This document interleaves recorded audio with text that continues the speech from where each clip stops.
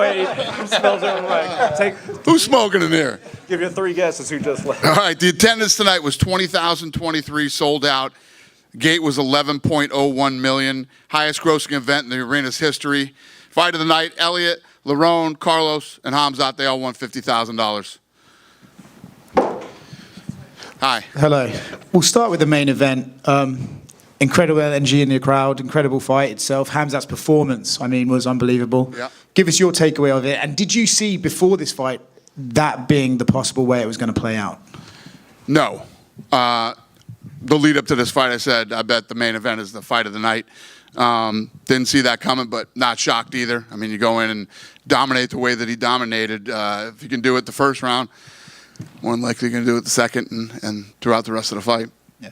There was a time, and it was in the promos leading up to this fight, you said Khamzat was special, one of the most special guys you've ever seen. Do you think he's lived up to that yet, or does he still have a little ways to go because he's been a bit more inactive since he's... The night on when we were on Fight Island, he said, I want to fight next Saturday. Ever since then, the guy's been a rocket ship, and obviously is very popular too. People love him. Fighting back here in the United States, and obviously Chicago loved him too. Do you hope that he can maybe start getting back towards the levels of activity we saw at the beginning of his UFC career? He's the champ now, so. Okay. And what did you think of DDP's performance, right? Obviously, he was outmatched in the wrestling, never gave up, though. Even in the last round, he started landing his own shots. What did you make of DDP and his toughness to survive 5 rounds? Yeah, I mean, first of all, I had every round at 10-8, maybe except for the last round. But to be in the position that he was in and the crucifix and just getting dominated on the ground and punched in the face and elbowed, and it's a very frustrating place to be in. I thought he handled it well and came out every round, trying to get in the fight and try to win. Yeah. Impressive. On the crucifix, it's a weird one, right? They're landing strikes. He's landing like 200 punches around, but they're not quite hard enough to end the fight. Are you glad the referee doesn't wave a fight off in that position? Listen, I don't know how hard they are, and I don't want to fucking know how hard they are. Nobody wants to be in a crucifix getting punched in the head like that. It's got to be the most frustrating, suck the heart and soul right out of you type thing to happen. And just getting dominated on the ground the way that he did is no fun for anybody. I wouldn't say that, he's getting pitted-patted striked. I mean, his face was pretty busted up. The knees that he was taking to the body and to the legs and the hips, and it's going to be a long ride home to South Africa. And then Lerone Murphy, I don't think anything is guaranteed in this sport in terms of getting title shots and stuff like that, but if there's a way you could get as close to guaranteed as possible, he must have done that tonight with that spinning elbow. Yeah, it's a weird thing to say with a guy who has a record like he has and sits where he sits in the division, to say that tonight was sort of a coming out party for him, but it definitely was. Alex Volkanovski has said he would like to fight him in December. It's not often you see a champion calling out the challenger. Could be interested. I love it.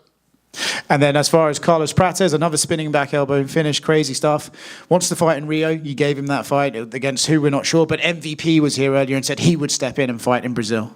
Yeah. We'll see when we get back. And, Jeff Neal came in very confident that he was going to finish him and knock him out. And for Carlos what an unbelievable performance he put on. Incredible fight. Speaking of food, you already said earlier on, you told Gary Breck on video, you're just like, hey, sorry. Yeah, no, I've had Lou Malnati's twice since I've been here. I ate at Portillo's. We ate at Gibson's last night. It was amazing. And I told my assistant, find the best sandwich shop in town, and I want sandwiches on the way home. So, yeah, incredible. And the desserts over at Gibson's. If you've never eaten at Gibson's Steakhouse, the steak, everything, it's phenomenal. The desserts are some of the best desserts you'll ever have. They're massive. There you go. If you're a fat boy like me, get over to Gibson's. And if you don't like anything on the menu, eat the dessert. There you go. Last one for me. Just a question for about Joseph Morales. How do you look at his story? Leaving the UFC in 2019, going to Cage Warriors, going around, earning a spot in The Ultimate Fighter, and then winning the entire thing to come back and earn a spot back. Yeah. Oh, yeah. I didn't know where you were going with that at first. Yeah, great story. I mean, what the kid has accomplished after, I wouldn't call him down and out, but, the position he was in, and to come back and win this, it's incredible. I love stories like that. And I love, for these two kids to come off the Contender Series. And, he comes off the Contender Series, and then Nolan takes the fight on 4 days' notice. They come in and put on a fight like that. I put them on the main event on ESPN, and they come in and deliver like they did. I love that shit. This is what it's all about. That's why I told Nolan, go home. Enjoy yourself. I respect you for stepping up, and you're not going anywhere. And that kid's a dog. I mean, he fought like a dog. Former Marine, another great story. I love it. So we're going to take care of him. We'll see him fighting again in the UFC. Right here in the middle. Go ahead. Sox hat. Oh, yeah. Everybody's been saying it all week. It's been 6 years since the UFC has returned to, or has been in Chicago. Was there any specific reason why it's taken so long? Yeah, COVID. COVID happened, and then once the world started, you knew my stance during, the whole COVID thing. We went through COVID, and then when everything opened up again, I was only going to states that were easy to do business in, and only going to states that would let me do full arenas. So that happened for a couple of years or whatever, and then, then we hadn't been to so many places. There's so many options right now. But like I said, it's good to be back. And as you said, there's so many options, but with a night like tonight, is Chicago sort of on the top tier of that list after tonight? Yeah. I mean, I love Chicago. I literally have been up here yapping for 15 minutes about how much I love it here. We'll just have to see how this plays out. Schedule-wise and with the new network and all the things that we got going on. We'll see. But yeah, I mean, I'm going to come back to Chicago as much as possible. Thank you. Thank you. Dana, over here real quick. Speaking of the new network deal, how much, I know you probably want to build as big of a card as possible for that first Paramount card. When do you guys start putting that together, and are you wanting this to be kind of like one of those super cards that you were talking about putting simulcasting on CBS, or will this just be kind of more of a traditional great card that you guys put on? Here's the thing about being in this business, right? If you look at all the things that we accomplish, and at the end of every year, I'm always sitting in front of you guys going, I don't know how we're going to beat this last year, but we always seem to do it. You never stop proving yourself. You always have to get out and keep grinding. And in September, we're getting together. We're getting both the teams, my team and their team, together. We're going to start game planning and working on how this is all going to work and how we can all work together. And ESPN has been incredible. These guys are like, we're going to help you as much as we can in the transition. Anything you need from us. We have an incredible relationship with them. I still have an incredible relationship with Fox. And we had a good relationship with Spike when we left there too.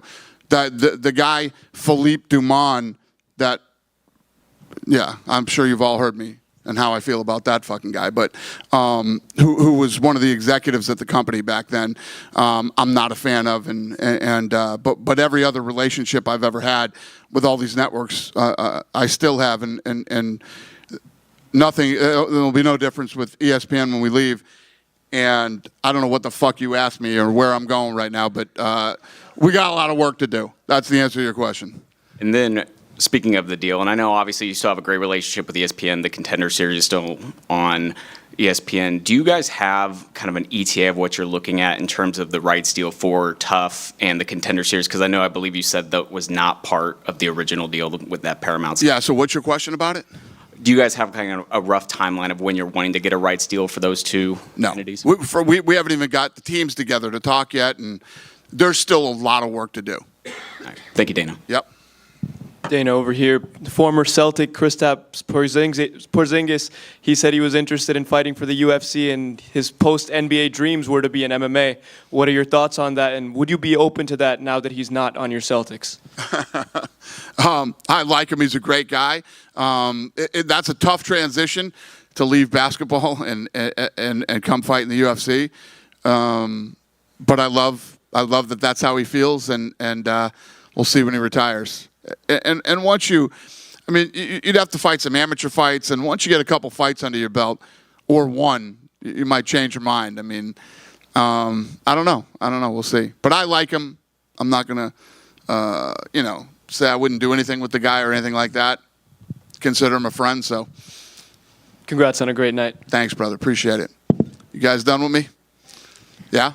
Have a great night. Thanks, guys. And thank you, Chicago.